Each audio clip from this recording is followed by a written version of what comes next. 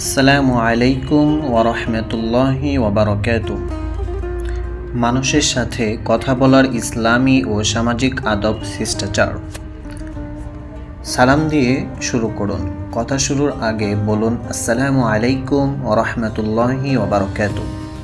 হালকা হাসি ও আন্তরিকতা, কঠিন মুখ নয়, হালকা হাসি মুখে কথা বলুন। রাসূলুল্লাহ সাল্লাল্লাহু আলাইহি সাল্লাম বলেছেন, তোমার ভাইয়ের মুখে হাসি ফোটানো সদকা।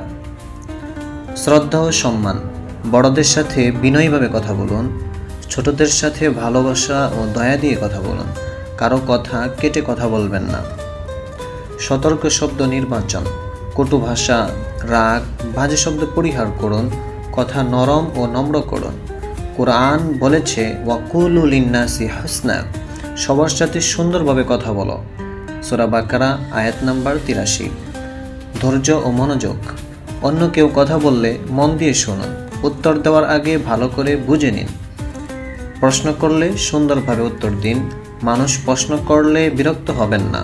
জ্ঞান না থাকলে বিনয়ের কথা বলুন, আমি এ বিষয়ে জানি না, পরে বলে দেবো ইনশাআল্লাহ।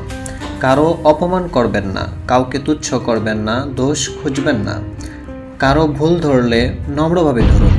কথা বলার ইসলামী উদাহরণ, রাসূলুল্লাহ সাল্লাল্লাহু আলাইহি সাল্লাম কখনো চিৎকার করতেন না, বাজে কথা বলতেন না, কারো গায়ে আঘাত দিতেন না। তিনি সবার সাথে হাসি মুখে কথা বলতেন। সাধারণ জীবনে মানুষের সাথে কথা বলার কয়েকটি বাস্তবিক টিপস। অপরিচিত ব্যক্তির সাথে কীভাবে কথা বলবেন। সালাম দিয়ে আলাপ শুরু করুন, নম্র থাকুন। বন্ধুর সাথে ভালোবাসা আর আন্তরিকতা দিয়ে কথা বলুন। শিক্ষকের সাথে সম্মান ও ভদ্রতার সাথে কথা বলুন। ছোট ভাই বোনের সাথে ভালোবাসা আর আদরের সাথে কথা বলুন। দ্বীনি আলোচনা, নরম কথা, প্রমাণসহ কথা বলুন। তাহলে মিষ্টি কথা, হাসিমুখ, সততা, শ্রদ্ধা, ধৈর্য, নম্রতা, এই গুণগুলো আপনাকে সবার প্রিয় বানাতে সাহায্য করবে ইনশাআল্লাহ তাআলা।